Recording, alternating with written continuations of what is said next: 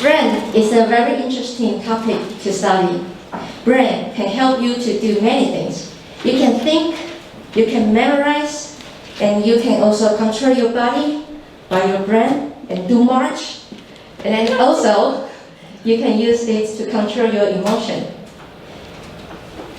But we all know that the brain is our center of controlling a person. But have you ever understand how your brain works? No? Right. So today, you will know the secret. Today, I will talk from the biological aspect to talk about how your memory forms, how your brain operates, and how to prevent the memory degeneration. Here is your brain. There is a thing in your brain called hippocampus. The shape looks like a seahorse, so in Chinese we call it 海马回. And this hippocampus will decide for you that this is important or not important for you to remember. It received the message. For example, today, if you want to make a phone call, you can remember the number temporarily. But normally after you finish this call, you totally forgot the number. So this is the short-term memory.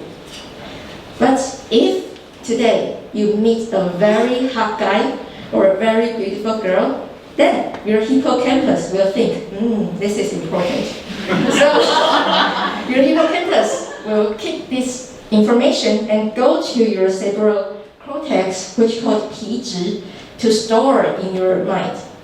So next time when you meet him or she, then you can directly think of the name and chat with them. So the things in cerebral cortex is like a library. It keeps your memory to long-term memory. And you also can classify it in different parts and for different function. So let's see how your cerebral cortex consists of. Okay, so I have to face this side to be like me. So you can raise your hand and repeat after me. So here, frontal lobes. So it decides how you plan and how you execute. And here is temporal lobes.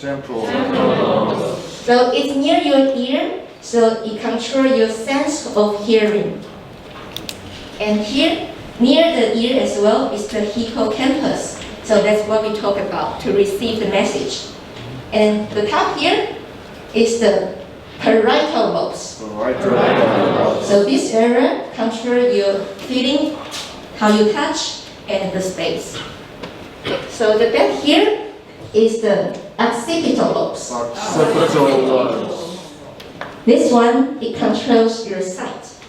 So maybe you have heard that your eyes actually link to the end of your brain. So when you do any movement, your brain will work. For example, if today I want to hit a baseball, so when I wait, I see the balls come here, then my occipital lobe is working. And my front head is thinking, okay, so the ball's coming, when should I hit it, and how hard should I hit it? So this part is work. And also, your parietal lobes is feeling your base and how you hit it. And also, maybe your temporal lobes is hearing someone cheering up for you. So your whole brain is working. Is it amazing? Yes.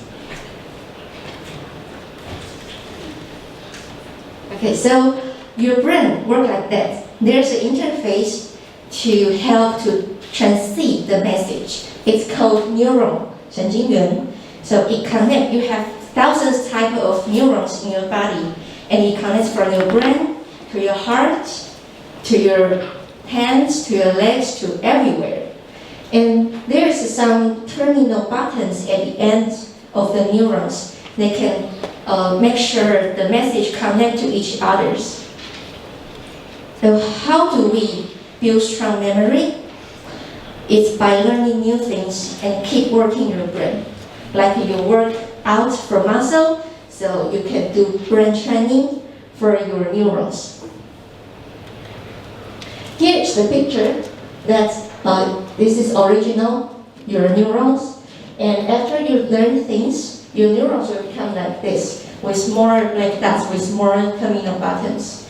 And however, if you are getting old, your terminal buttons will become less because of some chemical refraction. And if a person got Alzheimer's disease, which is called Alzheimer's, then the brain will become like that, with less neurons. So, is there anybody want to get Alzheimer's disease? No. So, how do we have good memories? As I said, it's to train your brain. So how to train your brain? When you learn new things, when you make new friends, when you come to Toastmasters, that's how you grow your brain. And also, you eat healthy. Maybe you have heard this many times, to eat healthy. That's the reason in the back is that if you don't do this, there will be some bad things occur in your brain, and your chemical reflection will come to attack your brain. Then your brain will shrink and become the Alzheimer's disease. But if you do this, then it can help.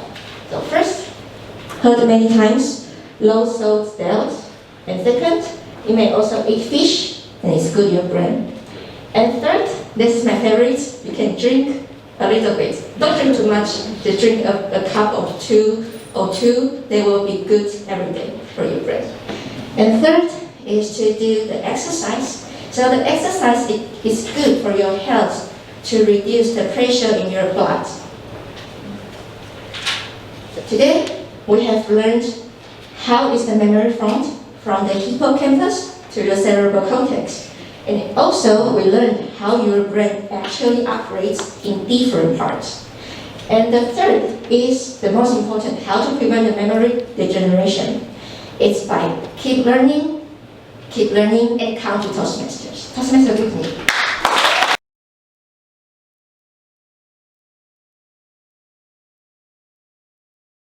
How can your brain work for you instead of driving you crazy?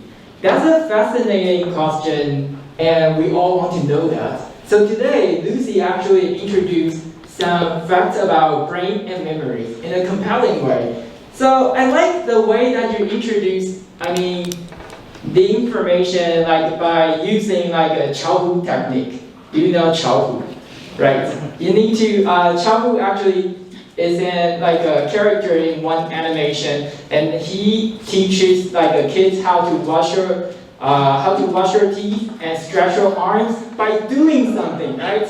So you actually try to tell us, you directed our attention, to the parts that you are explaining about our head.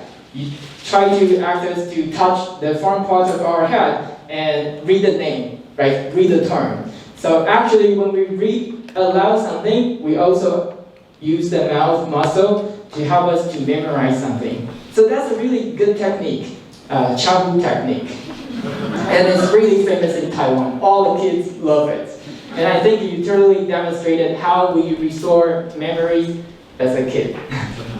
And the second one, I like your structure. It seems so much information about brain and memories, but you try to condense them, and you try to condense all the noteworthy information. So no redundant information in your speech. But in order to take your speech to the next level, here are some suggestions. First one is you can try to contextualize your topic. For example, here, why do we need to learn about brain and memories? So since, we can try to make the topic, strongly relevant to the audience. Here, throughout the meeting, we heard so many words, so many sentences, so many stories, so many ideas. But once we leave that room, what do we still remember? That's highly related to memory. And that's also how speakers actually presented their ideas. That will influence and determine the way that we remember something. So memories actually played a significant role here. So you might be a facilitator and guide us to think about some question. For example, as a speaker, we might think about how can we activate our brain when we plan a speech. We try to recall some precious memories that deeply anchor in our mind. And we try to write down our ideas on the paper. And then when we try to deliver the messages, how can we help our audience to remember the message that we want to share? So these are some questions that you can guide us to further try to process the message. Since the informative speech sentence include tons of information, and that really make our brains on fire. So how can we process the information in an effective and efficient way? That's the question. Back to general evaluator.